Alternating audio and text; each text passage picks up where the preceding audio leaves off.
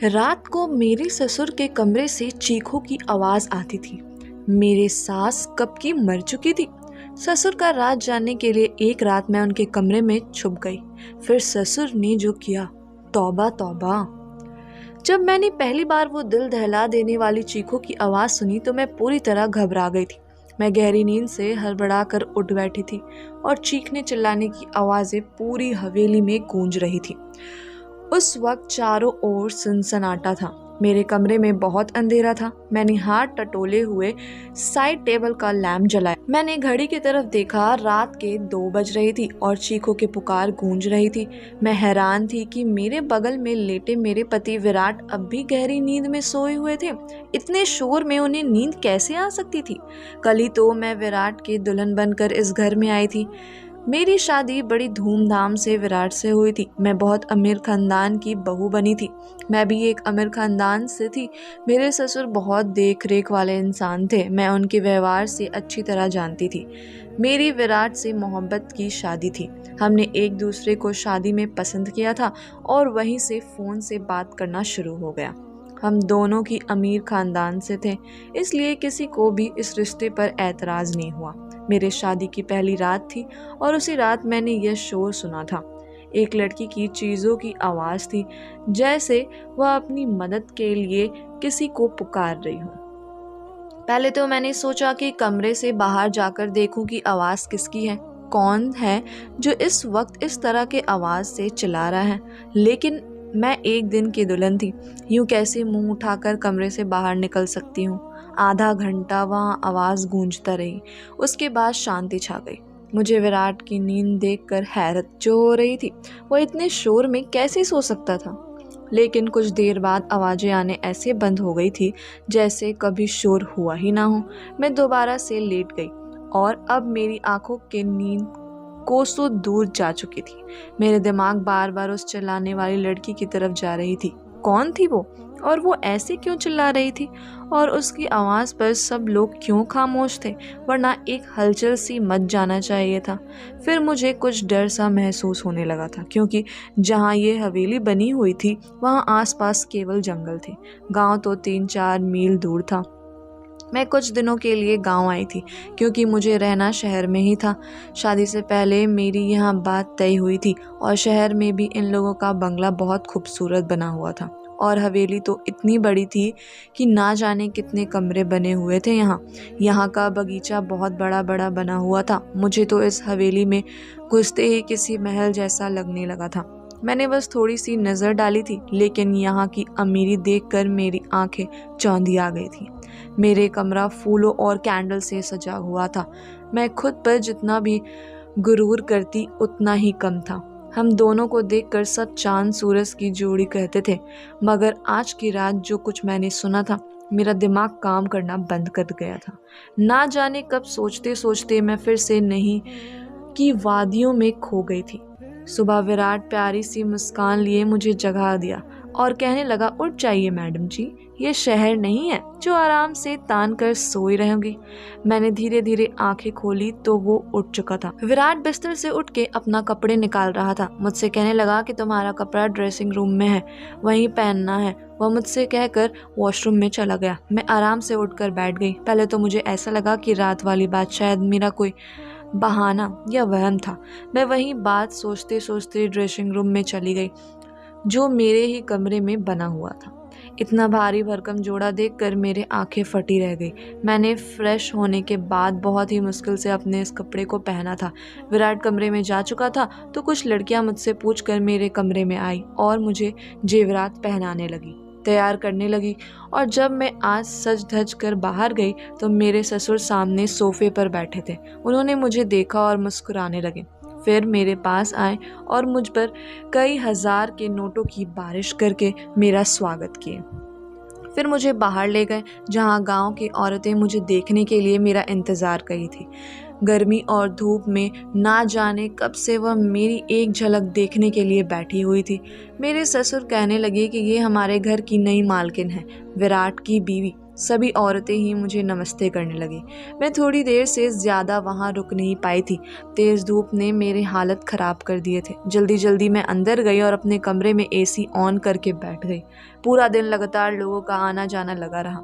विराट से मेरी मुलाकात बस रात को हुई थी, वरना वह पूरा दिन मर्दों के साथ ही रहे थे। गांव के कुछ और ही रस्मों रिवाज होते थे। पति पत्नी आपस में कम वक्त और दूसरों के साथ ज़्यादा वक्त गुजारते हैं।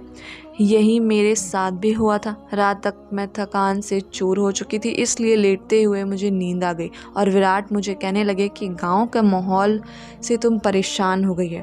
वो मुझे प्यार से देखें। फिर मैंने आंखें खोली और थोड़ा सा मुस्कुरा दिया। मैंने कहा, विराट, बस जल्दी से शहर वापस जाने का सोचो।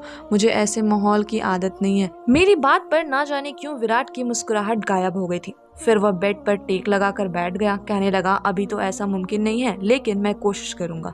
मैंने नींद में होते हुए भी पूरा आंखें खोलकर उसे घूरने लगी। विराट, मैं गांव में 2 दिन से ज्यादा नहीं रह सकती, ये तुम अच्छी तरह से जानते हो। मुझे घुटन होती है, यहाँ के पहनावे से, रहन सहन से अजीब घुटन सा महसूस होता है। मैं नहीं रह सकती। मेरी बात सुनकर वो किसी गहरी सोच में चला गया। उसने सिगरेट निकाली और लाइटर लेकर जला कर पीने लगा। मैं नींद में चूर थी, इसलिए सो गई। रात को फिर से मेरी आंखें उसी शोर से खुली थी। वही एक लड़की की चीखे पुकार और बचाव के लिए मदद मांगती हुई आवाज़ आने लगी। मैं तुरंत उठकर बैठी और विराट को भी जगा दिया। वो मुझे नींद में देखने लगा। मैंने कहा, विराट, किसी के चिल्लाने की आवाज़ आ रही है। मेरी बात पर विराट ने नज़र चुराई और कहने लगा, कैसी आवाज़? मुझे यहाँ कोई आवाज़ नहीं आ रही है। मैं उसकी यह बात सुनकर हैरान रह गई थी। ये कैसे मुमकिन हो सकता है? मुझे तो लड़की के चिल्लाने की आवाज़ आ रही थी, लेकिन विराट को नहीं आ रही थी। मैंने हैरत से विराट की तरफ देखा। मैंने कहा कि ये लड़की की आवाज़ें तुम्हें सुनाई नहीं दे रही? वो कहने लगा, नहीं, मुझे तो कोई आवाज़ नहीं सुनाई दे रही। मुझे नींद आ रही है, मुझे डिस्टर्ब मत करो। ये कहकर वो फिर से सो चुका था और मेरा डर के मारे बुरा हाल था। क्या वह आवाज़ सिर्फ मुझे ही सुनाई दे रही थी? इसका मतलब कोई भूत प्रेत। ये सोच के तो मैं कांपने लगी थी। डर की वजह से मैं विराट से चिपक कर लेट गई। मेरा दिल जोर जोर से धड़क रहा था। अब तो मुझे इस हवेली में एक दिन भी नहीं रुकना है। मुझे तो भूतों की बहुत डर लगता है। अगले सुबह ही मैंने विराट से शहर जाने की बात करना शुरू कर दिया। मैंने कहा कि मुझे वापस शहर जाना है। मुझे डर महसूस हो रहा है। मुझे 2 दिन से यहाँ चिल्लाने की आवाज़ सुनाई दे रही है, जैसे कोई लड़की मदद के लिए पुकार मांग रही हो। मैं यहाँ नहीं रह सकती। डर की वजह से ऐसा लग रहा था जैसे मैं अभी रो दूंगी। और विराट मुख ध्यान से देख रहा था। वो बार बार नजरें चुरा रहा था। वो मुझसे कहने लगा, बरसों से इस हवेली में ऐसे ही साए हैं। किसी किसी को ही ऐसा आवाज़ सुनाई देता है जैसे तुम्हें दे रही है, लेकिन उन साए ने कभी भी हमें नुकसान नहीं पहुंचाया। वरना क्या मेरी भाभियाँ यहाँ रह सकती थी? मुझे विराट की किसी भी बात से चैन नहीं मिल रहा था। मुझे बस शहर जाने का इंतज़ार था। सुबह नाश्ते के वक्त मेरे ससुर ने विराट से पूछा था कि तुम शहर कब जा रहे हो। ये सुनकर विराट का चाय का कप हाथ में ही रह गया था, लेकिन मैं दिल ही दिल खुश थी कि किसी को तो हमें गांव से शहर भेजने का ख्याल है। विराट ने कहा, पापा, जो आपका आदेश। विराट ने बहुत ही मुश्किल से यह बात कही थी। वह अपने पिता से बहुत डरता था। ससुर कहने लगे, आज शाम तक तुम शहर जाने की तैयारी करो, वहाँ के काम देखो जाकर। मैं तो खुशी के मारे फूले नहीं समा रही थी। मैंने जल्दी से चाय खत्म की और कुर्सी पीछे खिसक कर खड़ी हो गई। तो मेरे से ससुर ने कहने लगे, बहू, आज तुमने नाश्ता ठीक से क्यों नहीं किया? मैंने कहा, मुझे अपनी और विराट की पैकिंग भी करनी है। शाम तक जाना है तो टाइम लग जाएगा। मेरी बात सुनकर ससुर विराट को घूरने लगे और कहने लगे, तुमने बहू को यहाँ नहीं बताया कि अब वो यहीं रहेंगी? ये बात मेरे दिल पर लगी थी और मैं आश्चर्य से विराट की तरफ देख रही थी। वो कहने लगा, मैं भूल गया था पापा। मेरा ससुर फिर मुझसे कहने लगे, बेटा, तुम अब हमारी इज्जत हो और हमारे घर की औरतें हवेली से बाहर कदम नहीं रखती। तुम यहीं रहोगी, शहर सिर्फ विराट जाएगा। ये सुनकर तो मैं सुन रह गई थी कि विराट ने पहले तो ये नहीं बताया। उसने यही कहा था कि कुछ वक्त मुझे गांव में रहना पड़ेगा, फिर वो मुझे अपने साथ शहर ले जाएगा। मैं गुस्से की वजह से उठकर कमरे में चली गई। मुझे झूठ बोला गया था। कुछ देर बाद ही विराट कमरे में आया। मैं रोने लगी। मैंने कहा, मुझे इस भूत बंगला में नहीं रहना। तुमने मुझसे कहा था कि हम शहर जाएंगे, तुम अपने पापा के जाते बता दो। मेरे बात सुनकर वो मेरे पास बैठकर बहुत ही प्यार से बोला, मैं तुम्हें अभी शहर नहीं ले जा सकता, बस तुम कुछ महीने यहाँ रह लो, वैसे ही रहो जैसे यहाँ की औरतें रहती, फिर मैं तुम्हें शहर ले जाऊँगा। मैंने कहा कि मैं तुम्हारे बिना यहाँ नहीं रह सकती। रात के वक्त वो जो चीखे की आवाज़ मेरी जान निकाल देंगी। मुझे बहुत डर लगता था। वो मुझसे कहने लगा, तुम उन चीखों पे ध्यान मत दो, वो जो भी है तुम्हें कुछ नहीं करेगा, ये मैं तुमसे वादा कर सकता हूँ। तुम बस कमरा लॉक रखना और रात में बिल्कुल भी बाहर मत निकलना। विराट की बातों ने मुझे बहुत ज़्यादा डरा दिया था। मैंने कहा, मैं अकेली रात को इस कमरे में नहीं रह सकती। विराट कुछ देख सोचता, फिर कहने लगा कि ठीक है, मैं पापा को कहकर एक नौकरानी का इंतज़ाम करा दूंगा, वो तुम्हारे साथ एक कमरे में सो जाएगी, लेकिन तुम बस ये कोशिश करना कि पापा को तुमसे कोई शिकायत ना हो।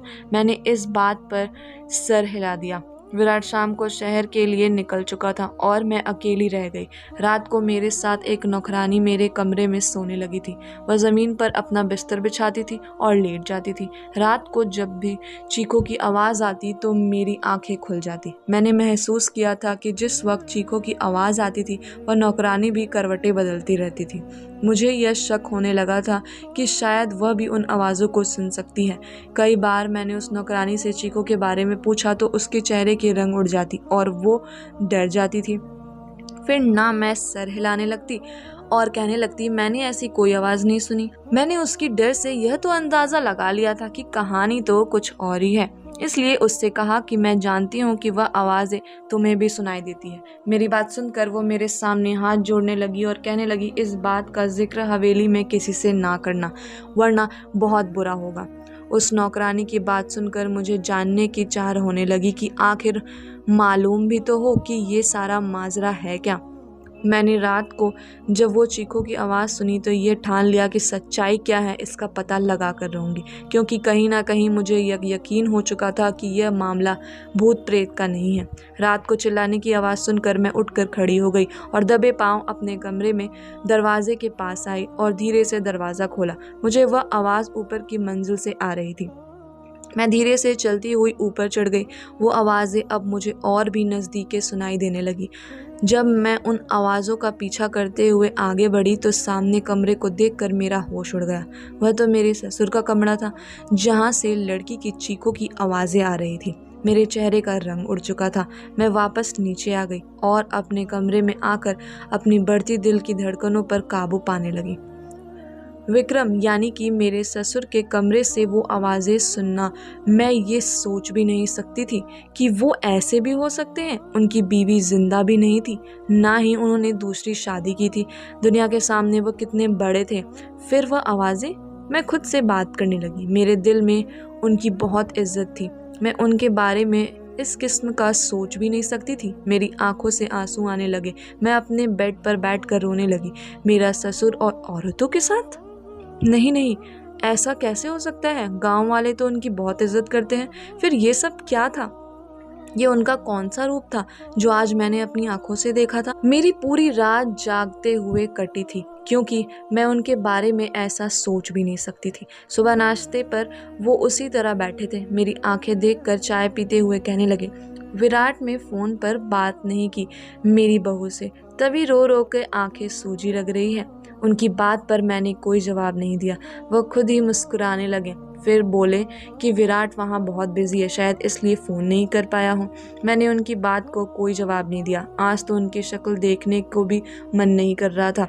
कैसा दोगला इंसान था। दिन में नेक और रहम दिल बना रहता है और रात को, ये सोच कर ही मेरा शरीर कांपने लगा था। मैं सोच चुकी थी कि अब उनका पर्दाफाश करके ही रहूँगी, लेकिन मैं नहीं जानती थी कि मैं अपने लिए कितनी बड़ी मुसीबत खड़ी करने जा रही हूँ। रात को जब दोबारा वही आवाज़ें सुनाई दी तो मैं फिर उसी कमरे में बाहर चली गई। कमरे के हॉल से देखने लगी। वो एक 18 साल की लड़की थी, गाँव की लग रही थी। उसके चेहरे से उसका दर्द साफ पता चल रहा था। वो हाथ जोड़े अपने इज्जत की भीख मांग रही थी, चीख रही थी, चिल्ला रही थी, लेकिन मेरे ससुर ने बड़ी बेदर्दी से उसका दुपट्टा उतार कर फेंक दिया था। मैं उससे ज़्यादा नहीं देख सकती। मैं वापस पलट आई। कैसे भी करके मैंने वो रात काटी थी। सुबह होते ही मैंने विराट को फ़ोन किया। मैंने कहा, तुमने मुझसे इतना बड़ा झूठ बोला। तुमने कहा हवेली में आत्माएं हैं, जबकि ऐसा कुछ नहीं है। वो चीखें गाँव की मासूम लड़कियों की है जो तुम्हारे पिता की हवस का निशान बनती है। मेरे मुंह में जो आ रहा था मैंने सब विराट से कह दिया। मेरी बात सुनकर उसे गुस्सा आ गया और कहने लगा कि अपनी जवान को बंद रखना, जैसे हवेली के सभी लोग रखते हैं, वरना तुम्हें विक्रम की ताकत का अंदाज़ा नहीं है। जान से मार डालेंगे वो तुम्हें। मैं विराट की बात सुनकर जितना हैरान हुई उतना इतना कम था। मतलब वो अपने पिता के बारे में सब जानता था। मैंने फ़ोन बंद कर दिया। बुराई होता देख मैं कैसे चुप रह सकती थी। मुझे बस एक सबूत चाहिए था, क्योंकि यहाँ ऐसा कोई नहीं था जो विक्रम के खिलाफ एक लफ्ज़ भी बोलता। इसलिए मैंने रात होने के पहले ही बीमारी का बहाना बनाया और अपना कमरा लॉक करके अपने कमरे में बंद हो गई। मैं जानती थी कि विक्रम कब ऊपर आता है, इसलिए मैं अपनी पिछली खिड़की से बाहर निकली और पाइपलाइन के सहारे ऊपर की तरफ पहुंच गई। विक्रम के कमरे की बाहर की खिड़की उस वक्त खुली हुई थी। मैं उस खिड़की के ज़रिए उस कमरे में पहुंच गई और उस कमरे की किसी दूल्हे के कमरे की तरह सजाया गया था। मैं उसी खिड़की के पास एक कोने में छिप गई। रात 2 बजे विक्रम उस कमरे में आया और सामने सोफे पर बैठ गया। कुछ देर बाद उसका नौकर शराब की बोतल लेकर आया और सामने टेबल पर रख दिया।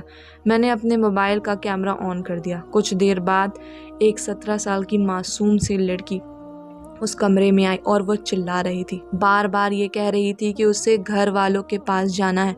वो नौकर इस लड़की को कमरे के अंदर धकेल कर कमरा बंद करके चले गए। विक्रम एकदम आराम से सोफे पर बैठ उस लड़की के बेबसी का तमाशा देख रहा था, जो बहुत ज़्यादा रो रही थी, दरवाज़ा पीट रही थी, अपने बचाव के लिए मदद मांग रही थी, जिसकी चीखों की पुकार हवेली की बेजान दीवारों में गूंज रही थी। वहाँ के लोग इस जुल्म पर बिल्कुल खामोश थे। वो लड़की जब दरवाज़ा बजा कर थक गई तो विक्रम के पास आकर हाथ जोड़ने लगी। कहने लगी, विक्रम साहब, मुझे छोड़ दो, मुझे जाने दो, मैं तुम्हारी बेटी की उम्र की हूँ, मुझ पर तरस खाओ। उसके बात सुनकर मेरा ससुर गुस्से में उठा और उसकी बाल पकड़कर कहर भरी नज़रों से देखते हुए बोला, किसी नीच जात की लड़की, तेरी इतनी हिम्मत कि तू मेरे सामने जबान चलाए? तुझे मैं बताता हूँ कि मेरे सामने जबान चलाने वालों की क्या अंजाम करता हूँ। यह कहकर उसने उस लड़की को बड़ा ज़ोर से ज़मीन पर पटका था और फिर उसके पेट पर अपने पैर से मारने लगा। वो लड़की दर्द से बिलबिला उठी थी और मैं ये सब नहीं देख पा रही थी। ना जाने कैसे मैंने खुद को काबू के वहाँ खड़ी ये सब देख रही थी। फिर उस आदमी ने उस लड़की को पकड़कर बिस्तर पर पटका और अपना सिगरेट जलाकर जैसे ही उसने लड़की के चेहरे पर लगाया, उस लड़की की चीख के साथ मेरी भी चीख निकल गई। विक्रम तुरंत ही वहाँ से पीछे हटा। मेरी चीख सुनकर वो समझ गया था कि मैं कमरे में उस लड़की के अलावा भी कोई है। इससे पहले कि वो मुड़ ढूंढ लेता मुझे, मैं उसी खिड़की से बाहर निकल गई, लेकिन शायद वो मुझे देख चुका था। मैं कोई प्रोफेशन जासूस तो नहीं थी, एक आम सी लड़की थी। मैं जिस रास्ते से आई थी उसी रास्ते से नीचे उतर गई, लेकिन अपने कमरे के बजाय हवेली के पीछे चली गई। मैं वहीं जाके छुप गई। मुझ पर हवेली के एक हलचल सी महसूस हुई थी। बहुत से कदमों की आवाज़ सुनाई दी। मैं एक घने झाड़ी में छुप गई। बहुत से नौकर टॉर्च जलाकर मुझे ढूंढ रहे थे। मैं तो सांस लेना भी भूल गई थी। मुझे डर था कि अब मैं पकड़ी जाऊंगी। कुछ देर बाद वो नौकर वहाँ से चले गए। उनके जाते ही मैंने सुकून की सांस ली। मैंने एक ऐसे पेड़ पर चढ़ने लगी जो उस हवेली के दीवार के चिपका हुआ था। उस पेड़ पर चढ़कर मैंने दीवार के दूसरी तरफ देखा तो वो एक घना जंगल था। मैं वहाँ कूद गई थी। मैं नहीं जानती थी कि मैं उस जंगल को पार करने के बाद कहाँ पहुँचूंगी, लेकिन मैं लगातार भाग रही थी। सुबह तक मैं भागती रही। जैसे ही हल्की हल्की रोशनी हुई मैं सड़क पर पहुँच ही चुकी थी। उसी वक्त एक बस शहर जाने लिए वहाँ गुजर रही थी। मैं उस बस में बैठ गई। पूरे रास्ते पर मैंने अपना चेहरा दुपट्टे से छुपाया रखा था। शहर पहुँचते ही मैंने अपने पापा के दोस्त की डीआईजी थे, उन्हें वो वीडियो दिखा दी। मेरे वजह से उस गांव में इस घिनौने खेल का किस्सा खत्म हुआ था। विक्रम के साथ साथ विराट भी पकड़ा गया था। वो लोग गांव की कम उम्र लड़कियों के साथ गलत करके उस दूसरे देश में भेजते थे। मैंने विराट से डाइवोर्स ले ली थी क्योंकि मैं ऐसे शख्स के साथ ज़िंदगी नहीं गुजार सकती थी। मुझे खुशी थी कि मेरी वजह से बहुत सी लड़कियां बच गई थी। धन्यवाद दोस्तों।